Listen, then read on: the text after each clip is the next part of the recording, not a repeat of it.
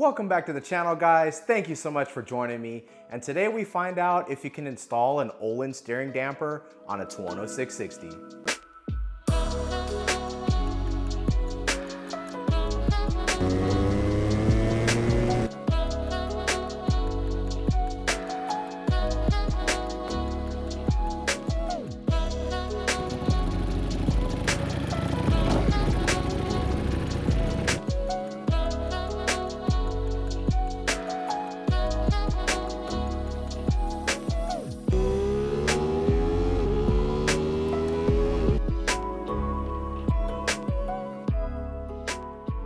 Now, we're going to be using Ohlins part number SD008. There's a 68 millimeter stroke on this steering damper. This exact damper does also come in silver if you prefer that. For the JetPrime install kit, it's part number kit damp 1. What drew me to this particular kit was it already came with the steering stops.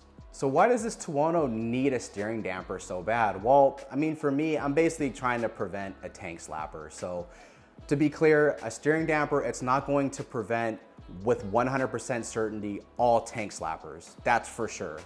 However, it does help significantly, and at least with this Tuono, when I run into those lines or ruts in the road that are running parallel to traffic, I can really feel that front end. I can really feel a lot of motion in the front end. The front tire really wants to follow that rut in the road. Same goes for long sweeping turns. If the surface is real uneven, California, we have really bad roads. I mean, our roads are some of the worst in the country, but whenever you run into those uneven surfaces through sweeping turns, I can feel that motion in the front end. Now, I'm not saying that this bike handles bad. I'm not trying to say it feels unstable or out of control, but I can feel that motion where on my other bikes, which have steering dampers, you don't get that. It's very stable.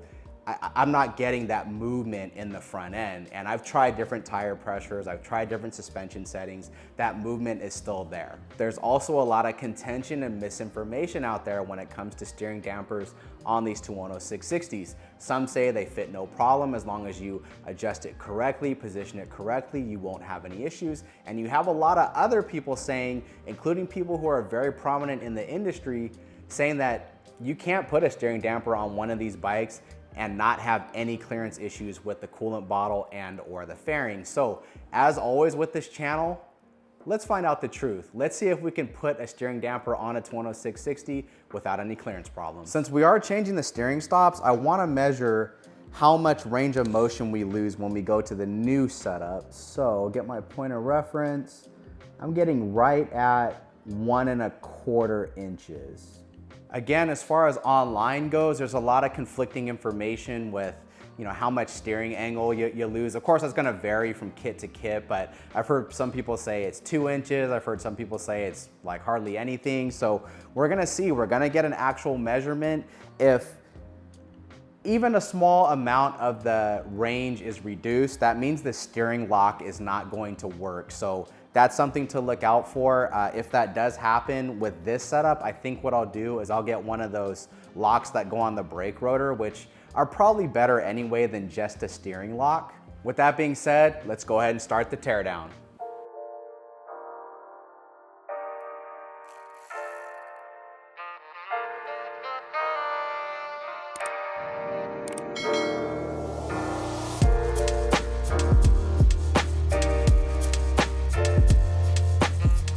So here's where I'm at with it so far.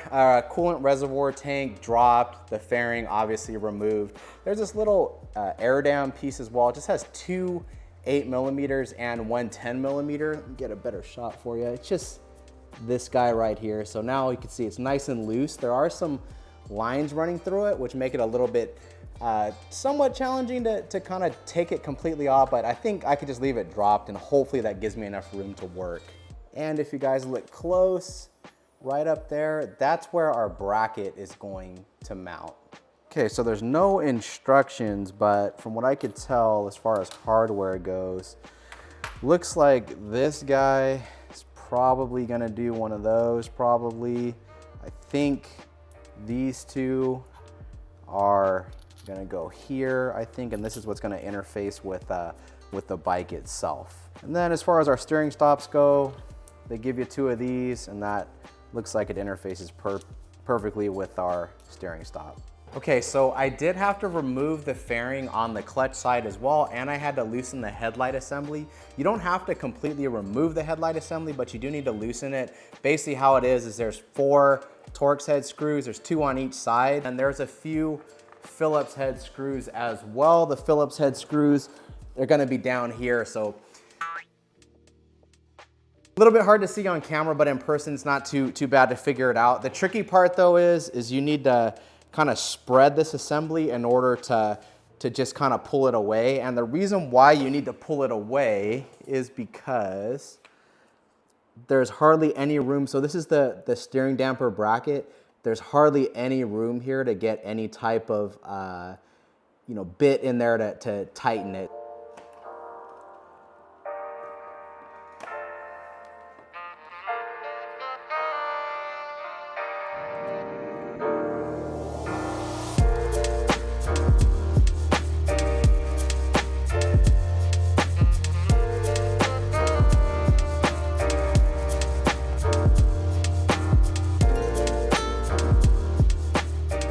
Okay guys, so this is super interesting. Check this out. Let me get this set up for you guys. Okay, so this is our stanchion here, and stock, it comes with this spacer, okay? So this spacer, I'll just kind of mock it up for you guys. It goes like so. Okay, obviously we need to thread this all the way in, but it comes with this spacer that kind of does nothing.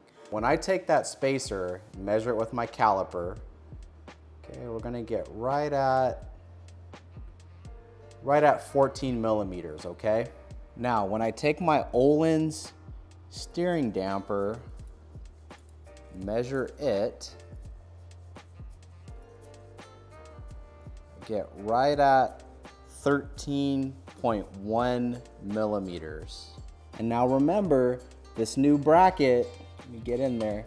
This new bracket, those holes were already there. I didn't have to remove anything to utilize those holes. Those 2 holes were already unoccupied from the factory.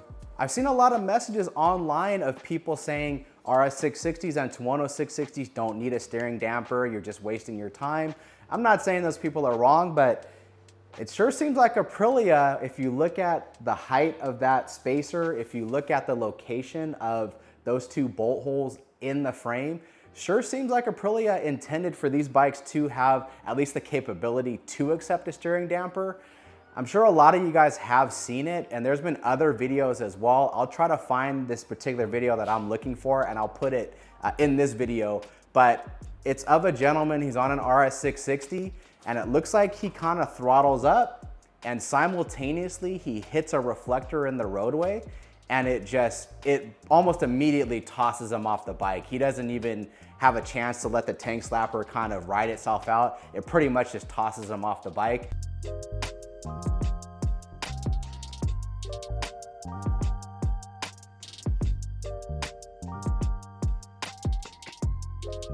I've seen a couple other videos of RS 660s doing the same thing. They kind of get that motion in the handlebars, and then pretty soon it's a full-on tank slapper. I want to take a second to thank our friend Alex at MyGP Racing. MyGP Racing did source all the parts for today's video, and they are a supporter of this channel. So the next time you need a part for your exotic motorcycle, make sure you check them out at mygpracing.com. Okay, so I got the old steering stop out, and here's our new one. You could see quite a difference in diameter. The new one is quite a bit bigger. So I do have one installed. So let's go ahead and take a measurement real quick and see how much range of motion we've lost with the new steering stop. We have our steering stop in. Let's take a measurement.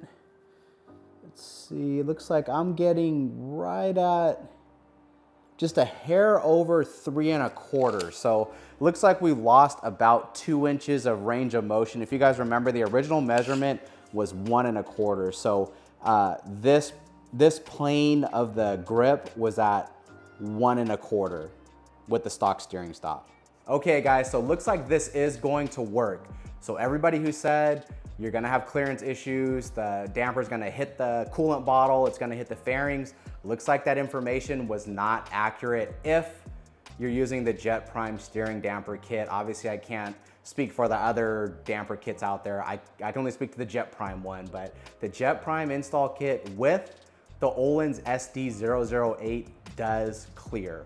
It's very hard for me to show you guys, but there is just a couple millimeters of clearance between the end of that steering damper rod and this fairing here. It's very tight, but there is clearance. It's the same story on the coolant bottle side. It's very hard for me to show you because it's so deep in there, but it's close, but there is clearance. There's, this side there's actually more clearance than on the other side, but it does in fact clear. Now make sure you pay attention to the orientation, have it oriented this way. Now you are going to have to, since it's such a tight fit, this damper, it'll actually move left to right within the Ohlins bracket. So you are gonna have to mess with it a little bit, kind of adjust it, but it will fit if you have it adjusted properly. Okay, so let's start the reassembly process. I also set my stiffness for the damper to the factory recommended setting from Ohlins. Ohlins recommends setting the damper to full stiffness first, so go all the way clockwise until it stops, and then back it off 10 clicks counterclockwise. That's where they recommend to start, and then from there you can kind of adjust. But for right now, since I don't know if I'm gonna be able to reach that knob once all the fairings are back on, I've just got it set to what Ohlins recommended to start with.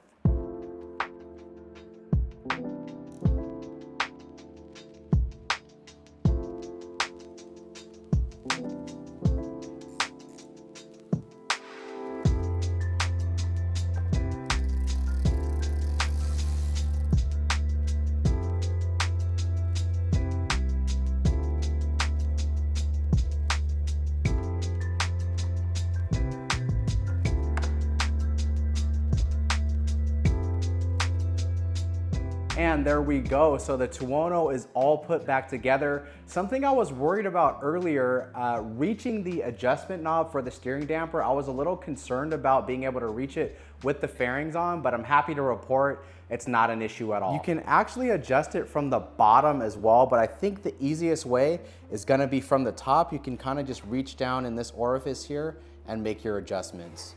As expected and as explained earlier, we did lose a little bit of range of motion here, but as you guys could see, there's still plenty for a street application. And when you go back and forth, now this is on the factory Ohlins setting, okay?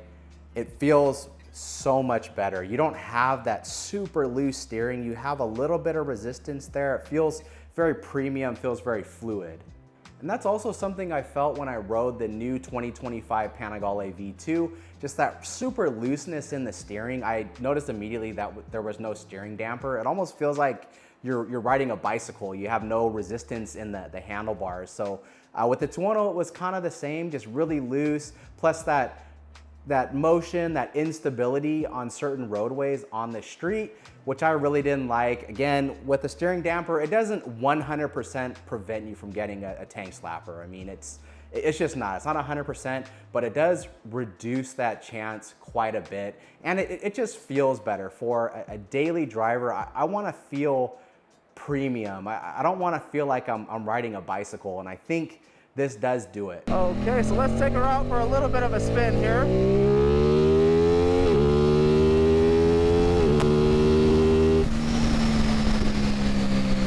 Woo! It's perfect timing. We're kind of chasing the sunset right along the river here. Immediately, I could tell the front end is much more poised now with this steering damper. It has way less tendency to want to follow the undulations and ridges on the road. Going over bumps, same thing. There's just way less movement in the front end. This road here it's not the worst it's not the worst in town, but it's not the best either. As you guys can see, it's got some bumps for sure.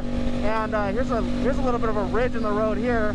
Yeah, just way less tendency to want to follow that. It's much better. Front end just feels way better. Kind of weird. You would think with the steering damper, you would think that you would have less feel because you've got that damper kind of dampening the communication from the roadway, but in actuality it actually feels like you have more feel, you have more communication with the front end.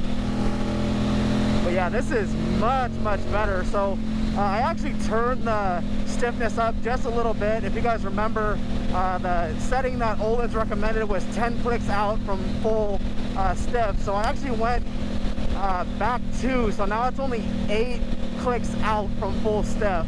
But yeah, this is much better. Let me get on this ridge right here. Yeah, and I mean, I'm right on that ridge, and it has way less tendency for that front end to move around. So totally happy with this. In my eyes, this is a worthy modification. God, it's a beautiful day today, man. It's like, yeah, 70 degrees right now. Watching the sunset. Awesome day to ride. But absolutely a worthy modification. It's not super hard to do. I would say on a scale of 1 to 10 difficulty, 10 being the most difficult, I would probably give this maybe a 3.5 or so. I mean, it's not, you know, something that you can just throw on in 45 minutes. It takes a little bit of time, but it's not horrible. If you just kind of take your time and, you know, think about how you're approaching taking apart everything and putting it back together, you'll be just fine. And yeah, I mean, no clearance issues, easy to adjust it from the top. So absolutely worthy modification, man. This is I got a feeling that this is going to be one of my favorite modifications that I do to this bike. But anyways, guys, thank you so much for joining me. I'm going to go ahead and enjoy this sunset here and enjoy this ride along the river. Please like and subscribe. Leave a comment down below. Check out the affiliate links and coupon codes down below for everybody who has used my coupon codes and affiliate links in the past. Thank you very much for supporting the channel. Really appreciate that.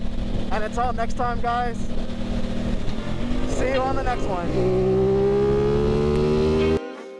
Sometimes you gotta pray for a victory. Yeah, I'm overzealous when I'm thinking about the cash flow. I never had no handouts, just came natural. I've been tested so much, all these